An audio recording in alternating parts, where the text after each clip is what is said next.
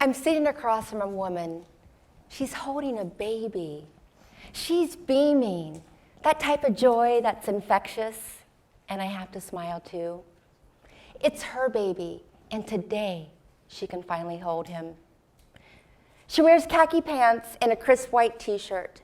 She's an inmate in a federal prison camp. Her parents have brought her baby for a visit. Her son, only 1 week ago, she'd given birth to. Shackled to the bed, a prison guard in the room. The minute her son was born, he was immediately taken away. A few hours later, from across the room, I hear a little girl scream as she reaches for her mother who has to leave. And I look away. I can't stand to hear her cry. If I don't look away, I'm afraid I'm going to cry. And I don't want to cry because inmates don't cry in prison. My number is 878-36-198. Growing up on a farm in Ohio, captain of my cheerleading squad, an honor roll student, I never could have imagined I'd end up here in federal prison camp Alderson. You see, I feel proud when I'm accepted into the Ohio State Dance Department. I go to college, I join a sorority. Quickly, my days are filled with sweat and hard work, dance class during the day, rehearsal at night, bloody split toes, sore muscles, the smell of Tiger Balm. Many nights I'm too tired to take my clothes off, so I fall asleep in my leotard and tights, still damp from rehearsal.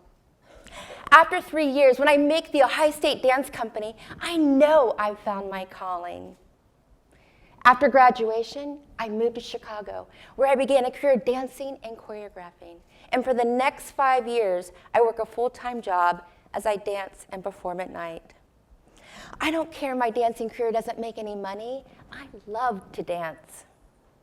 See, life was good, and I was happy when I was introduced to a man. The funny thing is, I almost didn't call him back, but I did. And that one choice changed my life forever.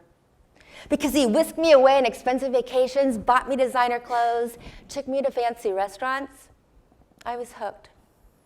After a few months, he told me where most of his money came from.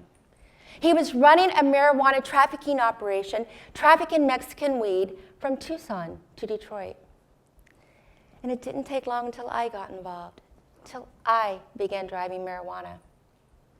For 8 years, we transported thousands of pounds of pot, which generated hundreds of thousands of dollars.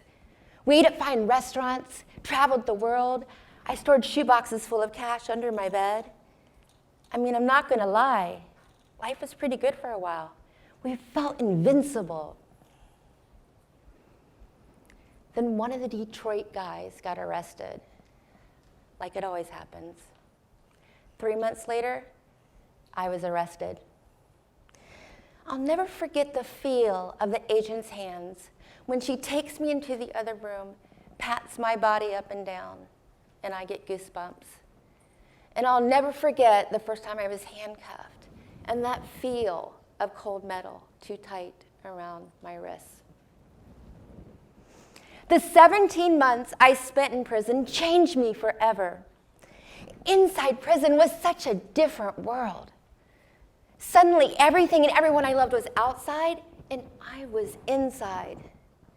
Not only was I incarcerated, but for the first time in my life, I was a minority. I felt like Alice in Wonderland, and I dropped down the rabbit hole. We ate expired food, got dizzy spells from lack of protein. Our periods flowed for months, or stayed plugged up and didn't flow at all. We got mysterious rashes, staph infections, our hair fell out. One woman committed suicide, another woman tried to escape, and one woman died in her cube. All of that happened in my first year in prison. I was horrified at the large number of women locked up on lengthy, nonviolent, mandatory minimum drug sentences. Mostly mothers, sometimes leaving 3, 4 children behind. I watched as the women tried to mother from prison. Try resolving conflict, let alone having a conversation over a 15-minute phone call, and then it cuts off. It's not possible. Or having only 300 minutes a month to talk to your children on the phone. That is if you have the money to pay for it. I became deeply concerned about the thousands of children whose mothers were locked up. What was going to happen to them? What was going to happen to their children, our future youth? I promised myself when I was released, I would do something to help change the lives of women who were incarcerated. When I was released, I had nothing. No home, no job, no car, no money. It took me a few years to get on my feet, but I didn't forget about my promise. In 2009, I began working with women going into prison and their families. In 2012, my memoir, Trafficking the Good Life, was published. In 2013, I began speaking to kids in schools about making good choices. And in 2014, I co-founded Rise to Empower, a nonprofit that empowers teen girls and women to make positive, good choices, unlike the ones I'd made. During the last 2 years, my partner and I have worked with teen moms, homeless teens, and youth with incarcerated parents.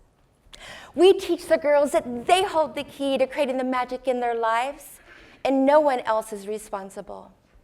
That they are not victims to their past or present circumstances or to their environment.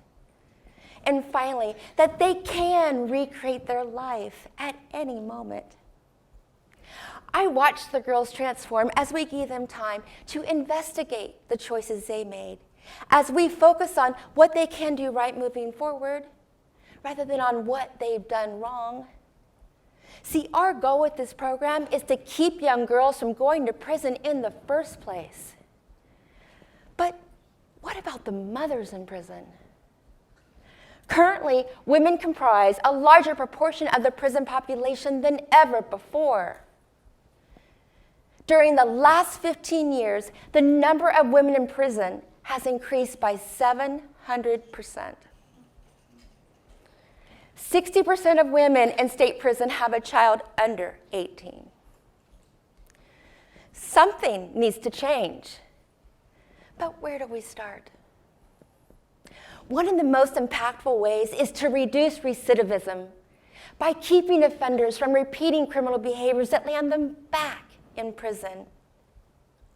See, we always knew the program we developed to help young women make better choices and not end up in prison could also help women recently released from prison.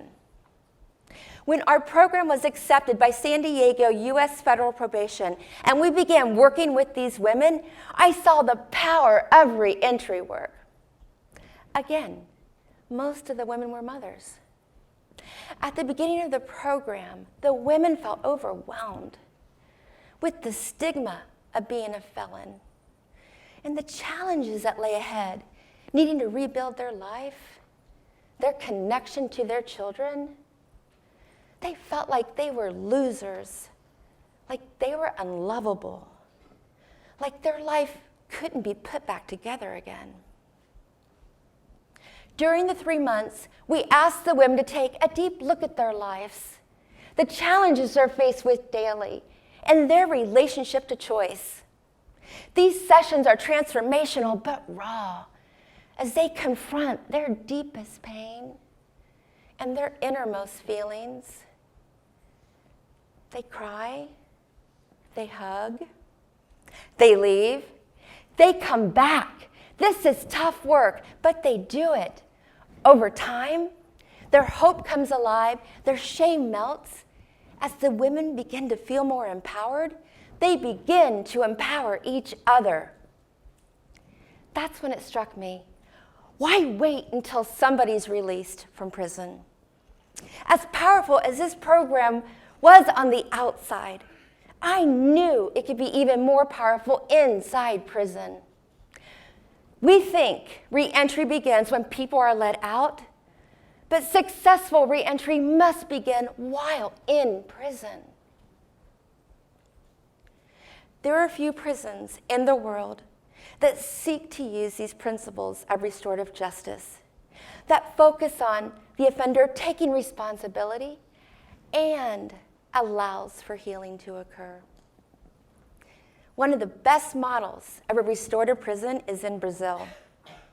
See, their philosophy is that crime is a violent and tragic refusal to love. That we're all made to love and to be loved. But this has to be taught. Some families are not able to love or to teach what it means to love. And this often leads to criminal behavior. Inside this prison, they create a community where this can happen. An emphasis is placed on the prisoner taking responsibility, and they're empowered by being given positions of trust.